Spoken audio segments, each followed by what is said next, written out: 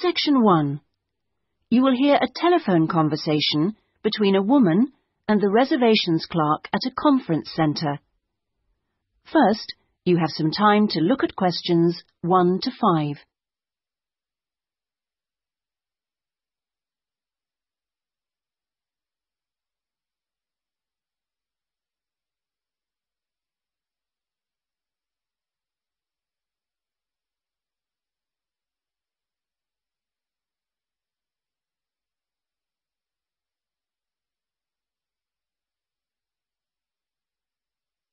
You will see that there is an example that has been done for you.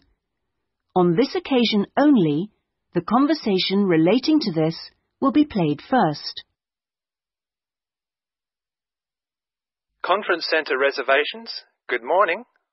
Hi, I'm interested in the computing conference next month. Future directions in computing? Yes, that's right. The title of the course is Future Directions in Computing, so Future Directions has been written in the space. Now we shall begin. You should answer the questions as you listen because you will not hear the recording a second time. Listen carefully and answer questions 1 to 5. Conference Centre reservations. Good morning. Hi, I'm interested in the computing conference next month. Future directions in computing? Yes, that's right. Could I ask you a few questions about it? Of course. Okay. I know the conference is for 3 days, but actually I want to attend on the Friday and Saturday only. Will that work out to be any cheaper? Let me have a look. Well, you could register for the 2 days separately, but that wouldn't actually save you very much, as it still costs £35 for each day. In fact, if you could register for the 3 days, you also get an invitation to a free dinner on the Saturday night, so that's probably the better option. Right, I'll do that. How much will the fees be in that case? It's £75. All right. I'd like to register for the full 3 days. Now, can I pay that by credit card? I'm afraid not. You'll have to send a cheque to us. Or you can pay at the conference office. Fine. So it's probably easiest if I pay by cheque. Now then, what else do I need to arrange? Right. How about accommodation?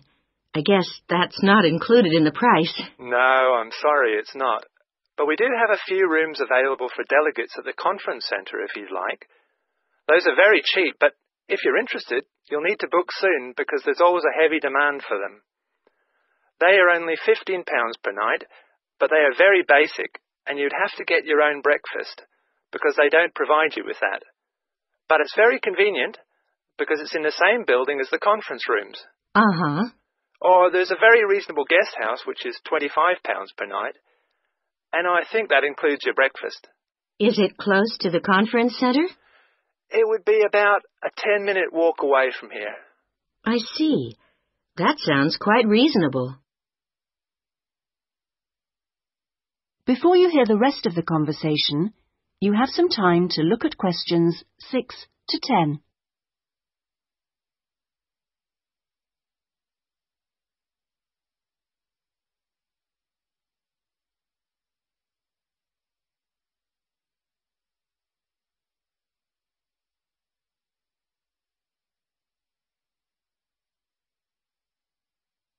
Now listen and answer questions 6 to 10. The details are all in our conference pack, which I'll send you. Great, thanks. That'll be very useful. Oh, and can you also send me an application form? Of course. I'll get that in the post to you straight away. Is there anything else? Yes, actually. Can you tell me where exactly the conference centre is? Well, it's on South Park Road, and it's right at the end of the road next to the library. It's a 10-minute taxi ride from the station and will cost you £5. Otherwise, you can take the bus, which runs every half an hour from the station. That's the 21A, and it brings you straight to the conference centre. Right, got that. That is the end of section 1. You now have half a minute to check your answers.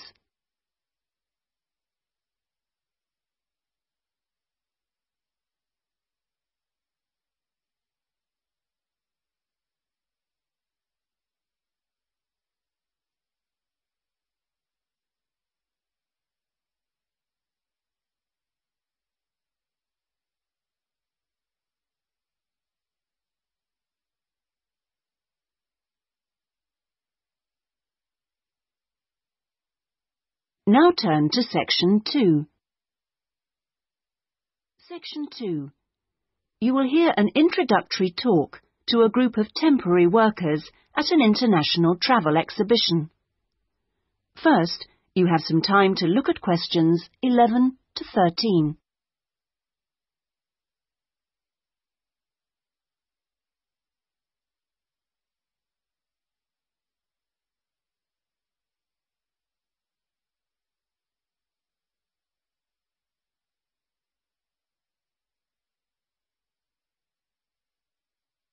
Now listen carefully and answer questions 11 to 13. Good morning and welcome everybody. I'm Jenny Stewart and I'm the staff manager here at the Exhibition Centre. We're expecting this year's International Travel Exhibition to attract over 10,000 visitors a day, ladies and gentlemen, and you are among the 200 extra staff recruited to help look after them. Now, to help things run smoothly, we have divided you into 4 teams: the blue team, the green team, the red team and the yellow team. So first, I'll explain how the teams are divided up, and then we'll be giving you colour-coded T-shirts so we can identify you more easily. First of all, those who will be looking after the phones and handling all calls regarding the exhibition, you will be on the red team. Now, we've also put the entrance staff on the red team, and you'll be stamping the entrance tickets and giving out publicity leaflets, okay? Those of you involved in distributing entrance tickets will be on the yellow team, and we've also put those of you who'll be staffing the information booths around the conference centre on the yellow team, so you'll be getting a yellow T-shirt. Now, most of the hospitality staff have been put in the blue team, so the chefs among you and the kitchen hands will all need a blue T-shirt, but because of the sheer numbers, all waiting staff will be on the yellow team, and this includes the bar staff among you. Those who will be monitoring and directing the traffic in the car parks are on the green team, so you'll need to get a green T-shirt. This year, we've also employed a considerable number of attendants to direct the human traffic around the conference centre. Now, you'll be working in the exhibition hall at all times, giving directions and generally helping people whenever you can. And you will be in the red team, so please collect a red T-shirt.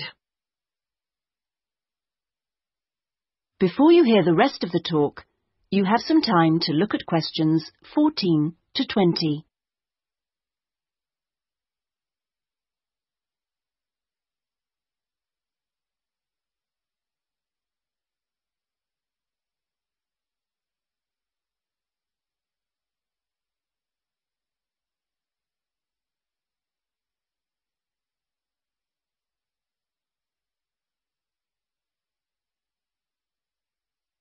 Now listen and answer questions 14 to 20. Right. Now that everyone knows what team they're in, we'll get on with the orientation and training program. And first, I'll run through the rest of today's program, which you should have in front of you so that you can get a general idea of what else is in store today. This introduction finishes at 9:30. And then you'll be hearing from Anne Smith. Anne works in the accounts department on level 2, and she looks after all temporary staff, and so she is the person to see if you have any problems regarding pay. Anne will be explaining when and how you get this. She will also be handing out your tax forms. And I will just stress that all tax forms must be completed and returned to Anne before your pay can be processed. Following Anne's talk, you'll hear from Peter Chen, our conference manager, and he will be going over a plan of the conference centre with you, which will help you to orient yourselves. He will also go through the security arrangements with you and show you the fire exits. Then, at 10:30, there will be a coffee break in the staff canteen, which is located down on the ground floor. Now, after the break, we'll be moving to a different location for a video presentation, so instead of coming back here, we'd like you all to go to Lecture Room 311. You'll find it on this same level just down the hall, and there you will be shown a video about important safety issues in the workplace called Safety at Work. We'll finish off the morning with lunch, which should give everyone a chance to meet and get to know each other, and we'll be serving you a buffet lunch in the main hall, which is on the first floor from 12 o'clock. After lunch, you'll be divided up into your teams to meet your team leaders, and we're hoping to be all finished by 3, so I won't delay you any longer, and I'll hand over. That is the end of section 2. You now have half a minute to check your answers.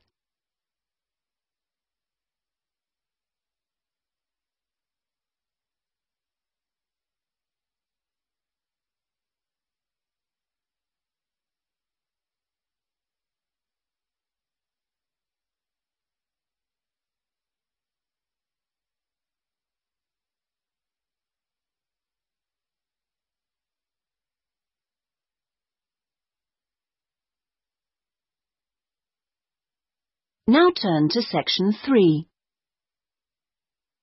Section 3. You will hear a conversation between a librarian and an education student. First, you have some time to look at questions 21 to 27.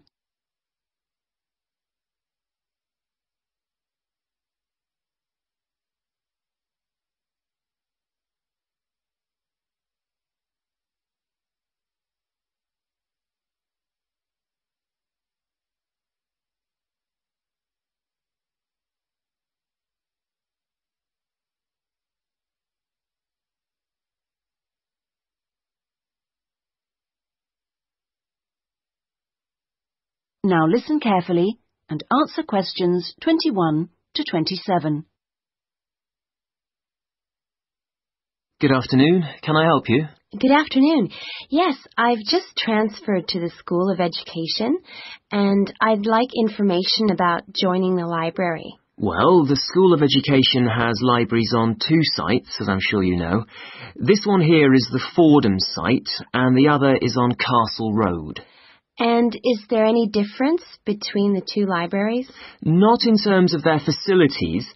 Access to online databases and the internet is available at both sites, and each site has a range of reference materials on education. Oh, yes, I see.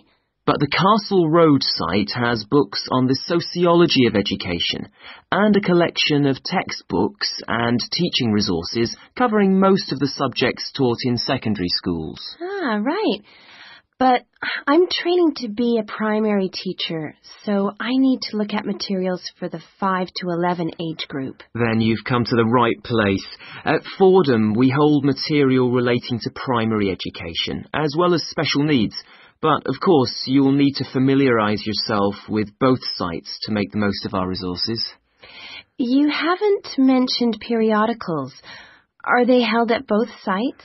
Current issues, yes, but if you want to look at back issues, you'll need to use the CD-ROM databases, which are held here at Fordham. I see. Now, about borrowing books, I'm living out of town, so I'm hoping I can borrow quite a few items and cut down on the number of trips I have to make. Right, well, members can borrow 2 books at a time from each site. Only 2 books? Only 2 from each site, but that's 4 altogether. Oh, I see. And how long can I hang on to them for? The borrowing period is 1 month, but of course books can be renewed.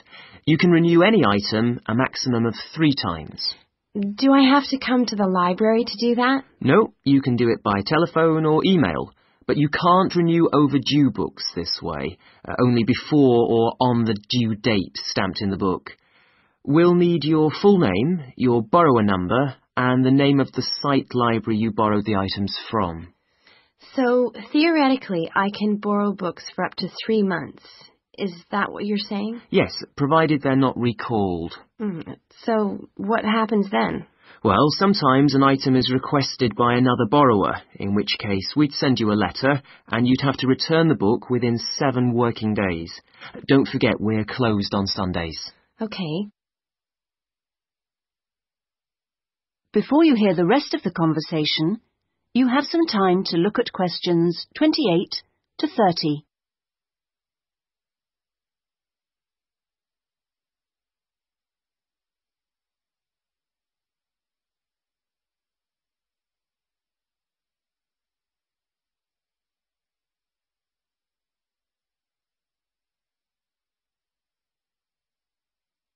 Now listen and answer questions 28 to 30.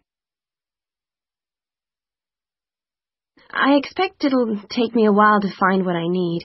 There's such a lot here. Yes, there is. But if you need help getting started, this term we're running 3 study skills workshops. Oh? What are they on? Let me see. The first one's on resources. Yes, here it is.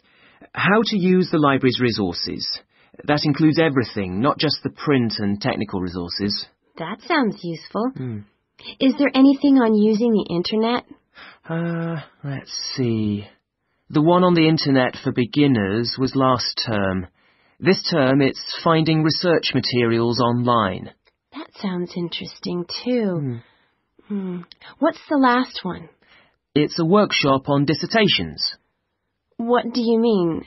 How to write one? No, it's more to do with academic writing conventions. You know, writing a bibliography and how to refer to sources in your text, that sort of thing. Anyway, here's a leaflet with information about all 3. Oh, thanks a lot. That'll be very useful. You're welcome. That is the end of section 3. You now have half a minute to check your answers.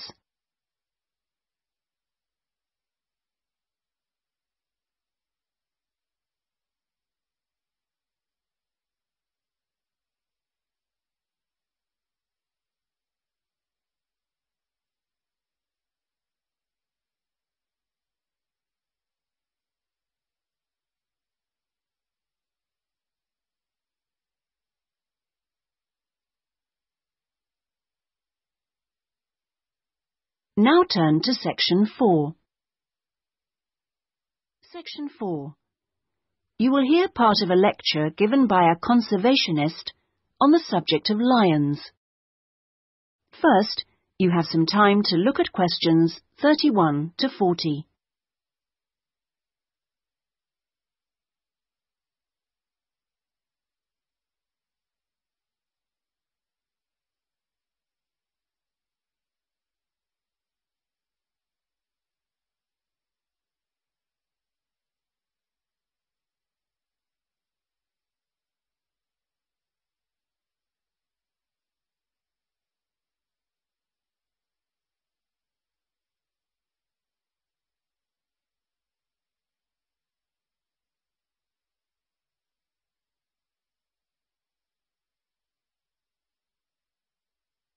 Now listen carefully and answer questions 31 to 40.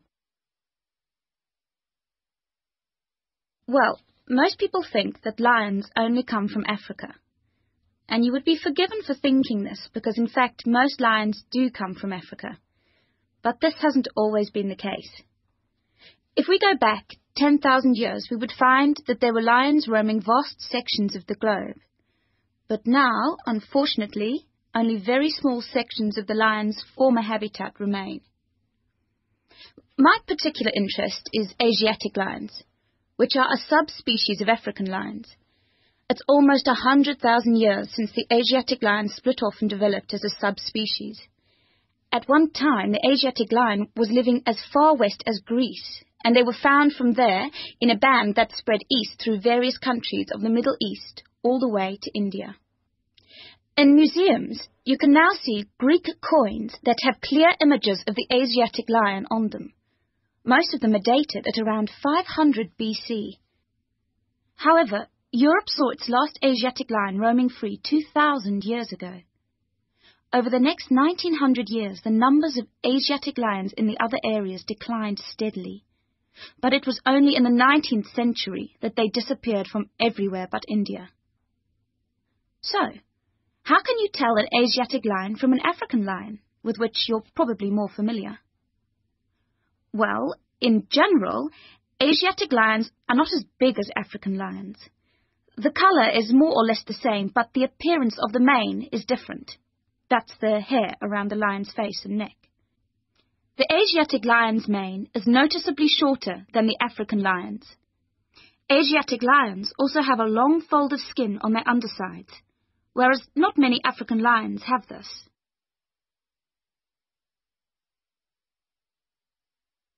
Well, I'd like to talk to you now about the Gir Sanctuary in India. That's where I've just come back from. The sanctuary was established specifically to protect the Asiatic lion. It's 1,450 square kilometres in area, and most of it is forest. There are now around 300 Asiatic lions in India, and almost all of them are in this sanctuary. But despite living in a sanctuary, which makes them safe from hunters, they still face a number of problems that threaten their survival. One of these is the ever-present danger of disease. This is what killed more than a third of Africa's Serengeti lions in 1994, and people are fearful that something similar could happen in the Gir Sanctuary and kill off many of the Asiatic lions there. India's lions are particularly vulnerable because they have a limited gene pool. The reason for this is interesting. It's because all of them are descended from a few dozen lions that were saved by a prince who took a particular interest in them. He was very wealthy, and he managed to protect them. Otherwise, they'd probably have died out completely. When you see the Asiatic lion in India, what you sense is enormous vitality. They're very impressive beasts, and you would never guess that they had this vulnerability when you look at them. The Asiatic lions don't have the Gir Sanctuary to themselves, I should add. They actually share it with about 2,000 farmers. A significant proportion of the lion's diet is made up of the livestock of these farmers, goats, chickens, and so on, as much as a third, in fact. And they've even been known to attack humans, especially in times of drought. One final piece of interesting information. In ancient India, one of the greatest tests of leadership for a man was to fight a lion. Now, it seems, in modern India, it will be a great test to see if the lion can be saved. I'm sure this is something that all of you will share concern for too. That is the end of section 4. You now have half a minute to check your answers.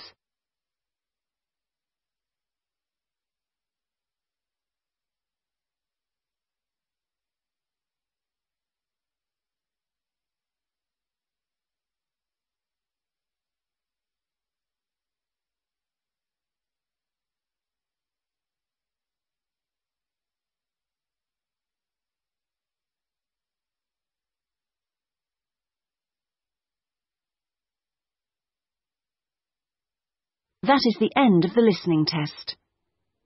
In the IELTS test, you would now have 10 minutes to transfer your answers to the listening answer sheet.